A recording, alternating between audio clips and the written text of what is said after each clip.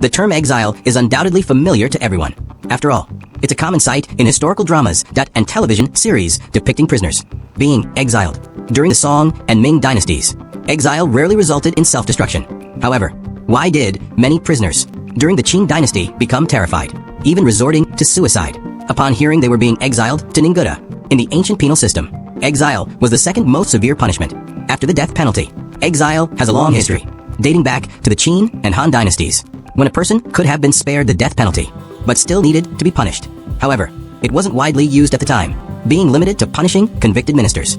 While exile was brutal, it was effective in deterring criminals. However, the execution process was cumbersome. To implement exile, dedicated personnel were assigned to monitor prisoners along the way to prevent them from escaping, to ensure they reached their destination alive. They were also responsible for their food and shelter, making daily travel extremely slow. Even the escorting officials were reluctant to travel with a group of prisoners, living in the open air and experiencing hardships. Therefore, exile didn't become widely implemented until the Southern and Northern dynasties. Frequent wars during the Three Kingdoms period led to a sharp decline in population.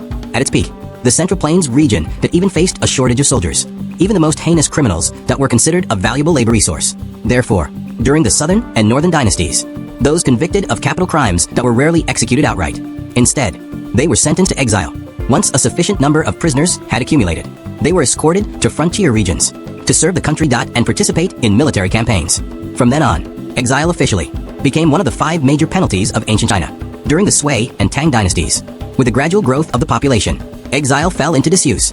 However, after the 5 dynasties and 10 kingdoms period, especially during the Northern Song dynasty, due to the need for large-scale conscription to defend against foreign invaders, most civilians who committed crimes were sentenced to exile. For example, characters like Song Jiang, Wu Song, and Lin Chong in Watermargin were likely exiled after committing serious crimes like murder and arson. However, during the Song dynasty, due to its relatively small territory, exile distances were very short. Wu Song, for example, murdered several people and even murdered Shimen Qing in the street. That his actions were truly egregious, but yet he was only exiled from Yanggu County to Mengzhou, just across the Yellow River. Even Lin Chong, who offended General Gao, was only exiled to Cangbo, Hebei. Besides these fictional historical figures in literary works, the real Su Shi suffered the pain of exile. He was first exiled to Hangzhou and then continued southward, being exiled as far as Hainan Island. Despite the harsh conditions along the way, prisoners had a relatively high chance of survival. Therefore, in the ancients' view, exile simply meant being sent to a frontier region to assist in frontier defense, and there was no real threat to one's life. Even if the main criminal was exiled, their families were rarely affected and continued to live their normal lives. Suicide due to exile was extremely rare. If this punishment was not life-threatening, why did prisoners during the Qing dynasty fear exile so much? During the Ming dynasty, following the Song dynasty, the exile of officials was common. However, as territorial expansion took place, casualties during exile became increasingly severe. For example, Yang Shen, the creator of the rolling Yangtze River, flows east that offended Emperor Jiajing due to his youthful impulsiveness and was ultimately exiled to Yunnan. The journey from Beijing to Yunnan was impossible without physical fitness, given the lack of roads and cars in ancient times. Yang Shen was repeatedly beaten with sticks in court and nearly died along the way. Fortunately, riding horses was permitted during exile, and he managed to reach his destination alive. During the Qing dynasty, with the help of Wu Sangui, the Manchu army conquered Shanhaiguan, and the punishment of exile underwent a significant upgrade. The Manchus, descended from the Jurchen people of northeast China, largely controlled the harsh, cold climate. After crossing the Great Wall, they encountered the prosperity and warmth of the Central Plains, prompting many of the 8 banners to migrate south. This large migration left northern defenses vulnerable. At the same time, the Mongol cavalry was still eyeing the northeast, frequently invading cities like Harbin. However, these banners in the Central Plains were reluctant to return north to protect their homeland from invasion. The Qing emperors incorporated exile into the Han Chinese penal system. Before the Qing dynasty, those convicted of serious crimes were often exiled to Lingnan, but by the Qing dynasty, this was replaced by exile to Ningguta. Many people are unaware of Ningguta's exact location. In reality, its current location is not remote, approximately 30 kilometers southwest of Mudanjiang.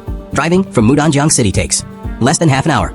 This explains the joke online that I thought the protagonist was being exiled to a bitterly cold land, but it turns out to be his hometown. Of course, this is just a modern joke. In ancient times, being exiled to Ningguta was no easy feat. Mudanjiang city is surrounded by mountains and lush forests, forming a basin to defend against invasions from the Mongol cavalry from the west. The Qing dynasty established a garrison on the western side of the basin, taking advantage of the mountainous terrain to monitor enemy movements. 6 towers were built. Some claim these towers represent the 6 sons of the Qing ancestor. In Manchu, Ninggu means 6. And to means individual. However, these theories are unverified. If this location was carefully chosen by the Qing ancestors, why would it be so intimidating for the Qing dynasty? The warm summers and suitable land for farming that made this an ideal place to set up camp. The dense forests of the area that provided opportunities for logging and hunting, providing warmth and food. However, this was only true for the indigenous population. For the exiled people from the Central Plains, this place was undoubtedly a living hell. First, there was the issue of distance. While Ningguta is not far from Mudanjiang, it is a full 3.000 miles from Beijing. Walking these 3.000 miles would take at least 3 months. If departing in summer, winter would have already arrived in Ningguta. The snow melts in May. And begins to freeze in October. And the Qing dynasty typically exiled prisoners in spring and autumn. Departing in spring would be possible, as arriving in summer that would provide time for acclimatization.